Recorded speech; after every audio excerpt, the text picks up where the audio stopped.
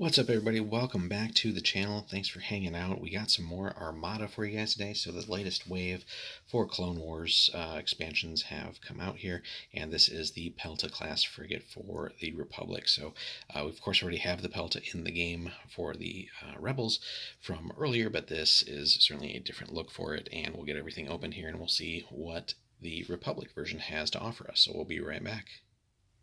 Alrighty, guys, so we got everything opened up for you, and so of course we got our component list sheet kind of explaining the Pelta, all that fun stuff, and then our goodies. So again, being on the smaller side, we don't have an overabundance of components, but that being said, again, our dials, everything that we need, are two profiles for the ship, and we'll take a look at that in more detail on the cards. But the transport frigate is pretty spicy here. So 2 red and black out the front, red black on the sides, and then double red out the rear there. So decent firepower all around, right, for what it is. And then blue black for anti-squadron, pretty neat there. 5 hull. So overall, pretty decent firepower for, again, being a small here. And on the reverse side, an interesting firing arcs on this thing too, right? Looks all kinds of wonky there, but it's always interesting to see what they choose to give us for firing arcs. Again, rear on this, and then the other version is the medical frigate, so you actually gain some long range, a little bit more long range firepower because you go red blue, basically still double red out the rear, but a single blue only for anti-squadron. But as compensation, as we'll see on the stat card, you gain an extra squadron for your ability, or the ship's other stats there. So again, all of our base components, all that stuff here, but we'll take a quick gander here at the gorgeous model. Oops, that's the bottom. But Fantasy Flight, of course, just still knocking it out of the park with these paint jobs, just for, again, certainly you can modify afterwards and customize and all that fun stuff. But again, that's pretty damn decent for, mass produced out of the box here.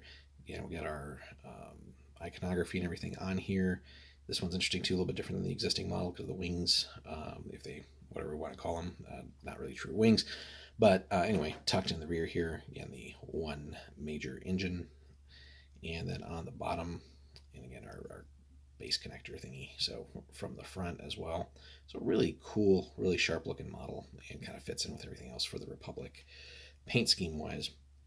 So gandering over here to our two versions again, the transport frigate and the medical frigate. So 5 hull on these, by the way, right? That's always nice. Again, we looked at the shooting stats for them. They both have evade, brace, and redirect. The commands on both of them are 2. Again, squadron for the medical frigate goes up, but they both also rock 4 engineering, which is pretty interesting as well.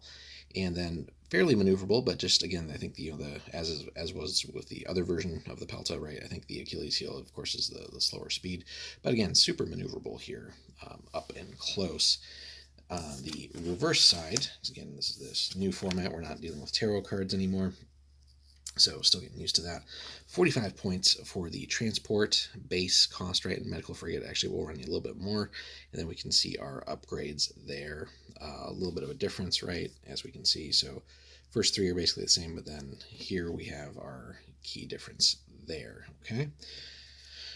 Again, more on those in a later date as we dive in a little bit more on our Republic and Separatist releases. But anyway, getting onto the upgrade cards, of course, that's always the fun part too, just getting new goodies here. So we get a new Admiral, and hey, it's Tarkin, a much younger Tarkin, rocking at 30 points. At the start of each ship phase, you may discard 1 command token from this card. If you do, either gain a matching command dial, or each friendly ship gains a matching command token. So in some ways, similar to his existing older version from the Imperial side, but just with a little bit of a different twist to it.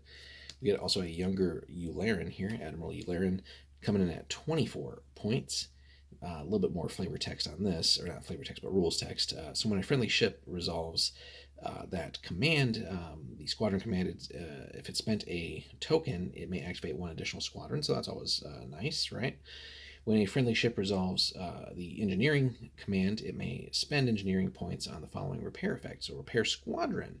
Spend 2 points to choose a friendly squadron at distance 1 to 3. That squadron recovers a hull point. So, not super efficient, but the fact that we can repair squadrons here is fantastic. That opens up so many other avenues and just interesting possibilities and strategies. So, let us know what you guys think about young or new Tarkin, but also new Yularen here. Then further on, we have Adi Galia, if we're pronouncing that right, a 3-pointer. While defending, when you suffer damage from an attack, you may suffer up to 1 of that damage on the shields of a hull zone adjacent to the defending hull zone for each defense token you spent during the spend defense token step. If you do, suffer any remaining damage on the defending hull zone. So basically another shenanigan here of shifting damage around. Then, oh hey, it's Django. Wait, no, it's Clone Captain Silver. So different abilities here. 4-pointer. When you execute a maneuver during your determined course step, if you have not resolved a maneuver command during this activation, you may exhaust this card to increase or decrease your speed by up to 3. So that's pretty cool. If you do, you can't resolve that command during this activation.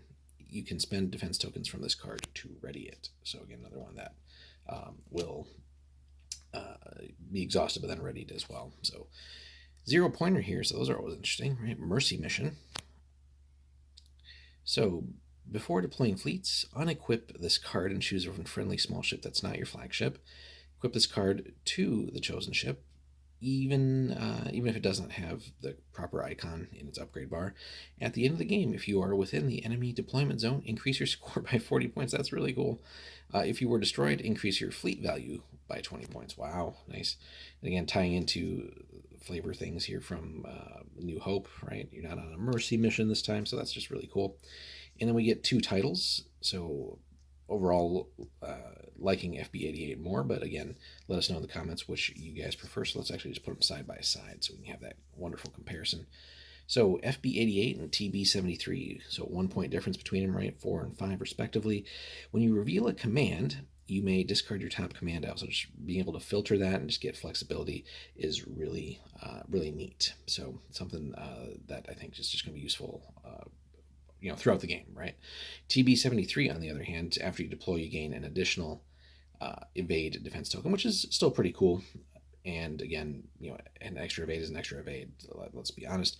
But once it's gone, then it's gone, right? So now, of course, that seems common sense, but overall, I feel like FB88, at least initial thoughts here, right? Being able to have that ability throughout the game is pretty neat. And again, being able to more easily adapt to what is going on in the game. So you might need to get rid of your current card just as things change, or not card, but dial, right? And then you may have the thing that you had for the next turn may actually be the more relevant one. So again, just really neat ability there. I think well worth the 4 points.